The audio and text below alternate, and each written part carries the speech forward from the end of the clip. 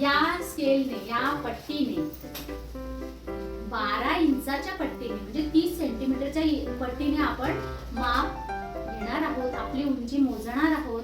तर इथे माझ्यासोबत कोण आहे? रिया. आता रियाची आपण उंची मोजणार आहोत. ठीक आहे? आता इथे उभी राहा. बघा आता ही जी पट्टी आहे, तर मी ही पट्टी बरोबर सरळ रेषे तिच्या डोक्यावर अशी ठेवते. बरोबर. ठीक आहे? आणि इथे खूण गेली. हा, आता बघा रियाच्या डोक्या बरोबर इथे मी खूण केलेली आहे तिच्या. तर आता हिचं आपण मोजमाप करणार आहोत की ही किती फूट भरलेली आहे. ठीक आहे?